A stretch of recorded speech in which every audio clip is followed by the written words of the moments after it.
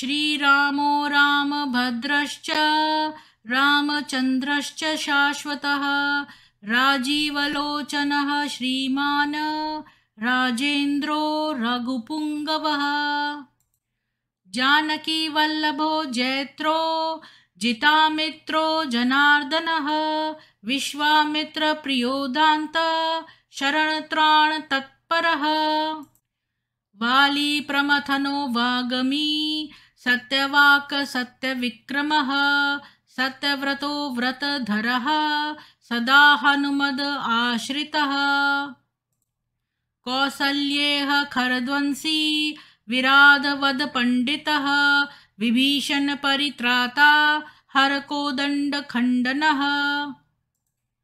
सप्तताल प्रभेत्ता च दशग्रीव शिरोहरः जामदग्नय महादर्प दलनस्ताटकान्तकः वेदान्तसारो वेदात्मा भवरोगस्य भेषजं दूषणत्रिशिरोहन्ता त्रिमूर्तिस्निगुणात्मकः त्रिविक्रमस्निलोकात्मा पुण्यचारित्रकीर्तनः त्रिलोकरक्षको धन्वी दण्डकारण्यकर्तनः अहल्याशापशमनः पितृभक्तो वरप्रदः जितेन्द्रियो जितक्रोधो जितामित्रो जगद्गुरुः ऋषिवानरसङ्घाती चित्रकूटसमाश्रयः जयन्त्रत्राणवरदः सुमित्रापुत्रसेवितः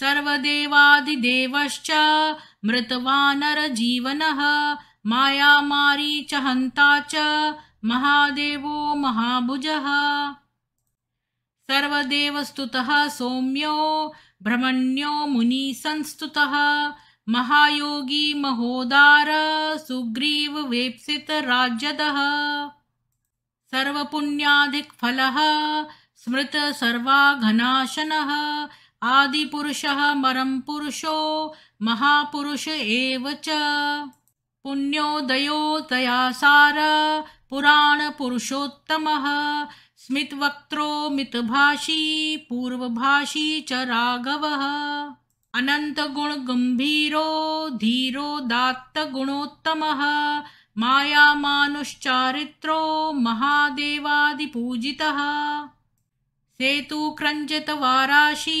सर्वतीरथमयो हरि शयामांग सुन्दरशूरः पीतवासा धनुर्धरः सर्वयज्ञाधिपो यज्वा जरामरणवर्जितः विभीषण प्रतिष्ठाता सर्वावगुणवर्जितः परमात्मा परब्रह्म सच्चिदानंद विग्रह परंज्योति परंधाम पराकाशः परात्परः परेश पारग पारः सर्वदेवात्मक परः श्रीरामाष्टोत्तरशतं भवतापनिवारकं संपत्करं त्रिसन्ध्यासु पठतां भक्तिपूर्वकं रामाय रामभद्राय रामचन्द्राय वेधसे रघुनाथाय नाथाय सीताया पतये नमः।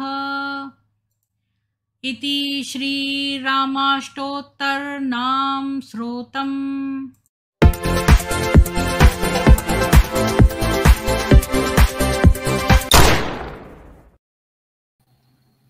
सभी को सुप्रभात और जय श्री राम। तो परसों मैंने जो है वो का जो था वो डिलीट कर दिया था, सॉरी कल का, और क्या बोलते मेरे पास 2 पेज मिसिंग थे सुंदरकांड के, तो मैं उसका वेट कर रही थी। तो अब वो पेज मेरे पास आ गए हैं, तो देखते हैं, आपके साथ शेयर करती हूँ।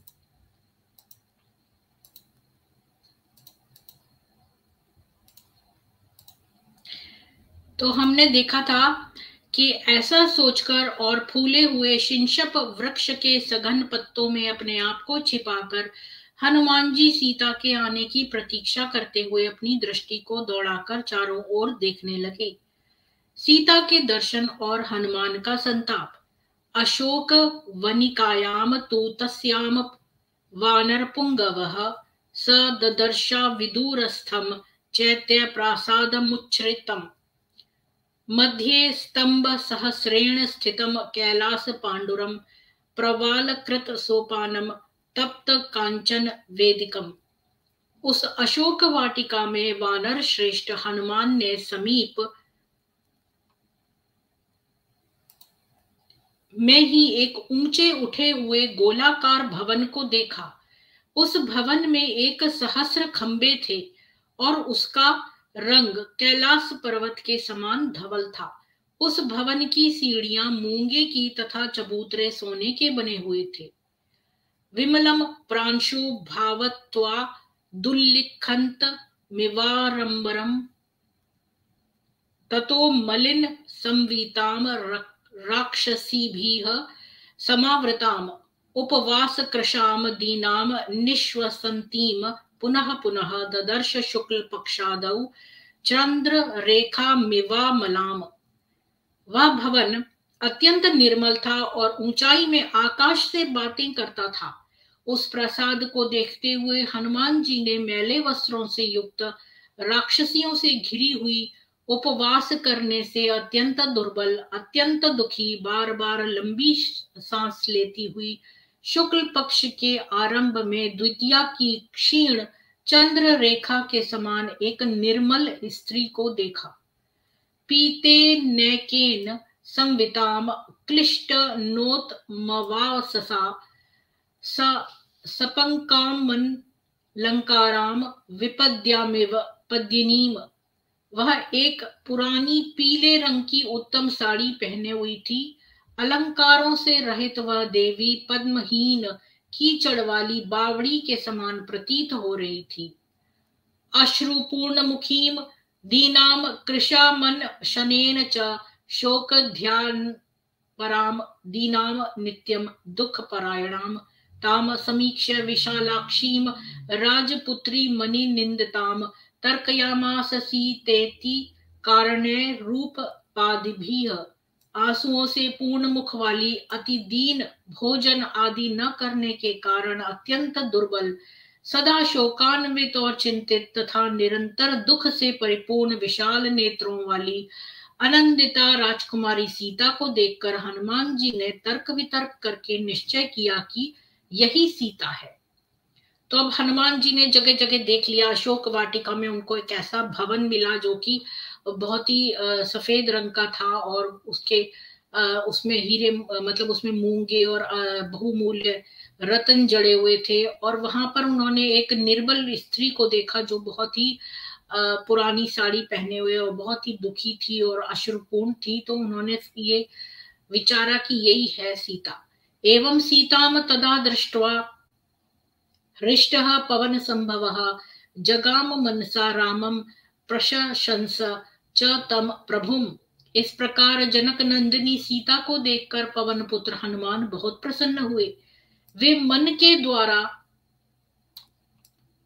राम के पास पहुंच गए अर्थात राम का स्मरण करने लगे और बार बार उनकी प्रशंसा करने लगे।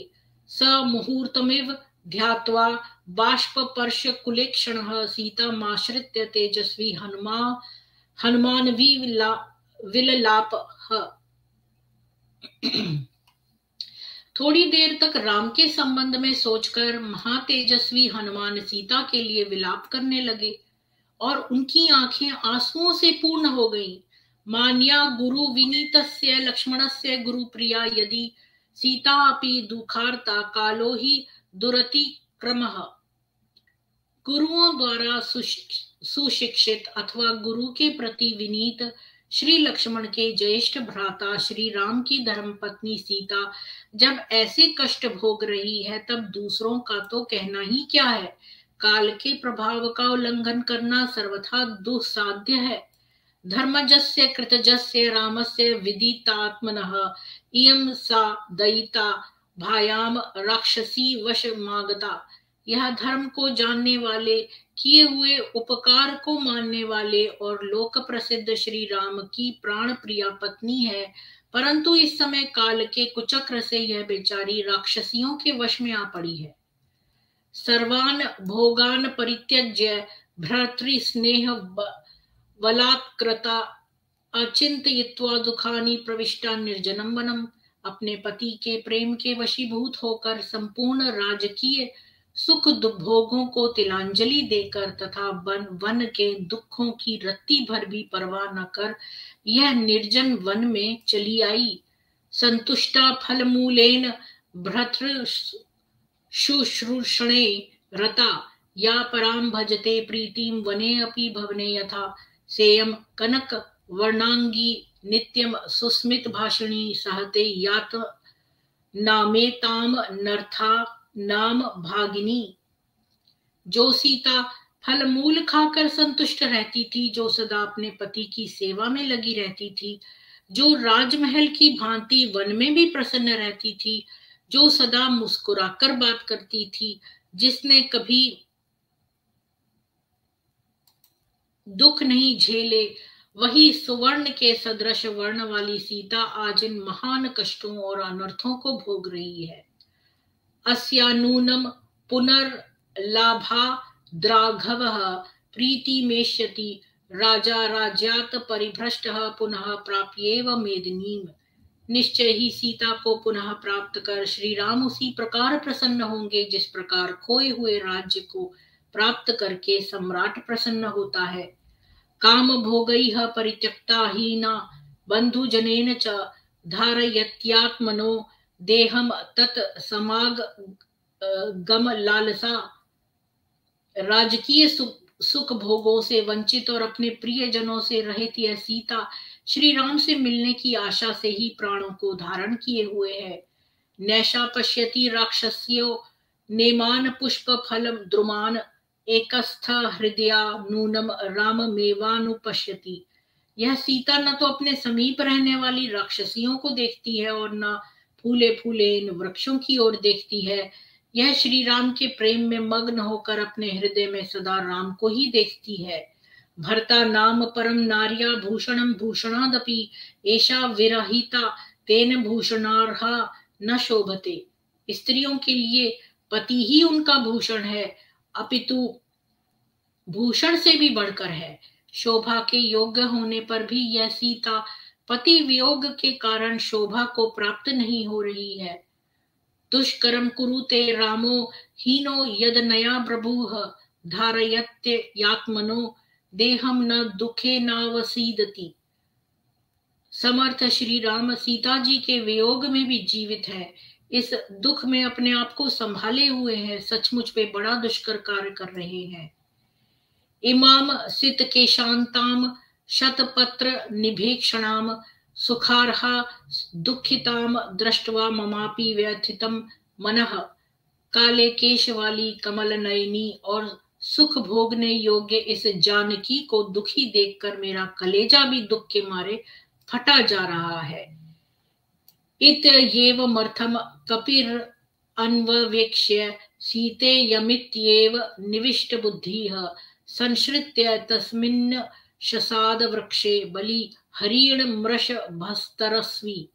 इन सब बातों पर विचार करके ऐसी सीता है, ऐसी निश्चित बुद्धि करके और अपना प्रयोजन सिद्ध हुआ देख महावीर अत्यंत वेगवान कपि श्रेष्ठ हनुमान उसी वृक्ष पर शांतिपूर्वक बैठे रहे।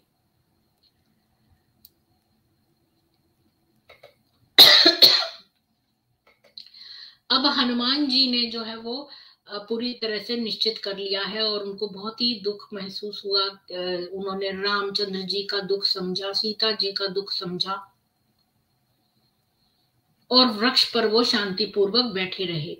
दशमः सर्गः रावण का अशोक वाटिका में आगमन तथा विप्रेक्षमाणस्य वनम पुष्पित पादपम विचिंत वतश्च वेदेहीम किंचितेच्छा निशा भवत।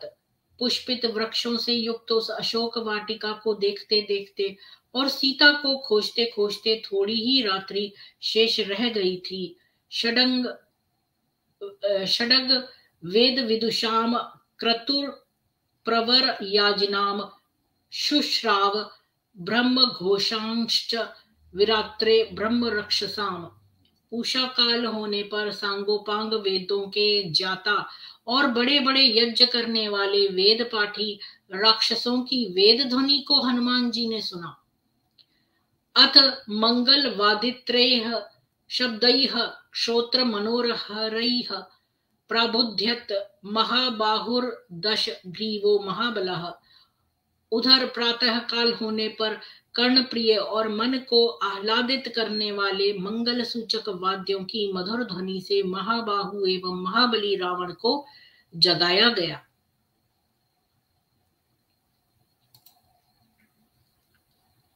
विबुद्ध्य तु यथा कालम राक्षसेन्द्रः प्रतापवान स्त्रस्त माल्याम्बरधरो वैदेहीम् अन्विचिन्तयत्। महाभाग एवं महाप्रतापी रावण यथा समय जागृत हो गए और उठते ही सोते समय खिसकी हुई अपनी मालाओं और वस्त्रों को संभालते हुए वे सीता के विषय में सोच विचार करने लगे। भृशम नियुक्तस्याम च मदनेन मदोत्कटः न स तम राक्षसः कामम शशाकात्मनि गुहितुम। सीता के प्रति अत्यंत आसक्त होने के कारण उसकी काम वासना उग्र रूप में उमड़ रही थी। वह अपने काम वेग को रोकने में सर्वथा असमर्थ था। स सर्वाभरणैर युक्तो बिभ्रच्छयमनुत्तमम् अशोक वनिकामेव प्राविशत संतत द्रुमाम। अतः उसने आभूषणों से अलंकृत होकर और इस प्रकार अपूर्व शोभा को धारण कर सघन वृक्षों से पूर्ण उस अशोक वाटिका में प्रवेश किया। अंग नाशत मात्रम तु तम व्रजंत मनुव्रजन महेंद्रमिव पौलस्त्यम देव गंधर्व योषितः। जब रावण अशोक वाटिका की ओर चला तो उसके पीछे 100 स्त्रियां भी इसी प्रकार चलीं, जैसे देवराज इंद्र के पीछे देव और गंधर्वों की स्त्रियां चला करती हैं। दीपिकाः कांचनीः कांचिंज गृहस्तस्त्र योषितः बाल व्यजन हस्ताश्च ताल व्रंतानि चापराः। उनमें से कुछ स्त्रियां अपने हाथों में स्वर्ण दीपक लिए हुए थीं, किसी के हाथों में चमर और किसी के हाथ में ताड़ के पंखे थे। राजहंस प्रतीकाशम छत्रम पूर्ण शशि प्रभम सौवर्ण दंडम परा गृहीत्वा पृष्ठतो ययो। कोई राजहंस की भांति श्वेत और पूर्णिमा के चंद्रमा की भांति गोल सोने की डंडी वाला छत्र रावण के ऊपर ताने हुए उसके पीछे चली जा रही थी। अब जो है सुबह सुबह जो है वो रावण जो है वो उठा और उसने अपने वस्त्रों को ठीक किया और वो अशोक वाटिका की ओर 100 स्त्रियां उनके पीछे पीछे आ रही हैं और वो अशोक वाटिका के लिए जा रहा है। निद्रा मद परिताक्षयो रावणस्योत्तमाः स्त्रियः अनुजग्मुः पतिम वीरम घनम विद्युल्लता एव। इस प्रकार रावण की ये सुंदरी और प्रिया स्त्रियां, जिनकी आंखें नींद और नशे से भरी हुई थीं, अपने वीर पति के पीछे उसी प्रकार चली जा रही थीं जिस प्रकार मेघ के पीछे विद्युत चला करती है। ततः कांची निनादम च नुपुराणाम च निःस्वनम शुश्राव परम स्त्रीणाम स कपिर मारुतात्मजः। प्रातः कालीन उस वेद ध्वनि के पश्चात पवन पुत्र हनुमान जी ने उन सुंदर स्त्रियों की तगड़ी और बिच्छुओं की झनकार को सुना। तम चा प्रतिम कर्माणम चिंत्य बल पौरुषम द्वार देशम अनुप्राप्तम ददर्श हनुमान कपिः। साथ ही कपि श्रेष्ठ हनुमान ने यह भी देखा कि पर दारापहरण आदि अयुक्त कर्म करने वाला तथा अचिंत्य एवं असाधारण बल और पुरुषार्थ से युक्त रावण उस वाटिका के द्वार पर आ पहुंचा है। व्रतः परम नारीभिस्ताराभिरिव चंद्रमाः रावणोऽयं महाबाहुरित्य चिंतयत वानरः। परम रूपवती स्त्रियों से घिरे हुए राक्षस राज रावण को ताराओं से घिरे हुए चंद्रमा की भांति शोभित देखकर हनुमान जी ने सोचा कि यह महाबाहु रावण ही है। स तथाप्युग्र तेजाः सन्निधूर्तस्तस्य तेजसा पत्र गुह्यांतरे सक्तो हनुमान संव्रतो अभवत्।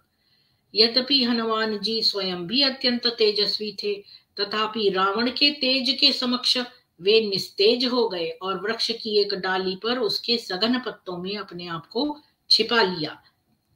सीताम सित केशांताम सुश्रोणीम सन्हतस्तनीम दिद्रक्षुर सीतापांगीमुपार्वतत रावणः। उधर रावण काले केशों वाली, सुंदर एवं पतली कटी वाली, कठिन स्तनों वाली और काले नेत्रों वाली सीता को देखने के लिए उसके समीप पहुंचा। तो अब रावण जो है वो सीता के निकट पहुंच गया है और हनुमान जी ने जो है वो अपने आप को पत्तों में छिपा रखा है। यहीं पर हम इसको स्टॉप करते हैं और कल देखेंगे कि आगे क्या हुआ। तो आप लोगों का बहुत साधुवाद कि आप आए हैं। आज का दिन जो है वो शुभ है हमारे लिए, क्योंकि आज जो है वो शौर्य दिवस है, क्योंकि आज जो है हमें वो जो मस्जिद थी उसका वो हो गया, ढह गई थी वो आज के दिन। और दूसरी बात कि आज लव जिहाद उन्मूलन दिवस भी है। तो ये दोनों कारणों से आज हमारी सनातन सभा 7:30 बजे वाली इसी विषय पे है, और जो है वो खुला मंच है हम सब सनातनियों के लिए कि आप सब लोग आके अपने विचार रखें इस बारे में। तो मैं लास्ट में वही बातें कहूंगी कि आप एक तो बॉलीवुड का बहिष्कार करिए और आप उसका भी बहिष्कार करिए, हलाल प्रोडक्ट्स का। सनातनियों को ही एम्प्लॉयमेंट दीजिए, सनातनी बेबी सिटर्स रखिए, अपने घर में सारे सेल्फ डिफेंस टूल्स रखिए और हिंदुओं से दोस्ती करिए ताकि आप अकेले ना हो, क्योंकि ये भेड़िए झुंड में अटैक करते हैं। कल मैं बहुत रात तक जो है वो करती रही काम, उसका मैं कुछ रिसर्च कर रही थी सूफियों के ऊपर। तो मुझे बहुत ऐसी जानकारी मिली है कि मैं बता नहीं सकती। मन कर रहा है कि सूफियों पर एक जल्दी से कर लूं और आप सब लोगों को फटाफट बताऊं कि क्या मैंने उसके बारे में पता किया है, पर मैं अपने आप को थोड़ा कंटेन करे हुए हूँ। और जो है वो इसके ऊपर मैं एक बड़ी शीघ्र ही एक लाऊंगी, इसके ऊपर भी एक प्रेजेंटेशन। तो अब मैं जो है आपसे विदा लेती हूँ और आधे घंटे 20 मिनट बाद हम फिर से मिलते हैं सनातन सभा में। तब तक के लिए जय हिंदू राष्ट्र, सुरक्षित रहिए। जय हिंदू राष्ट्र।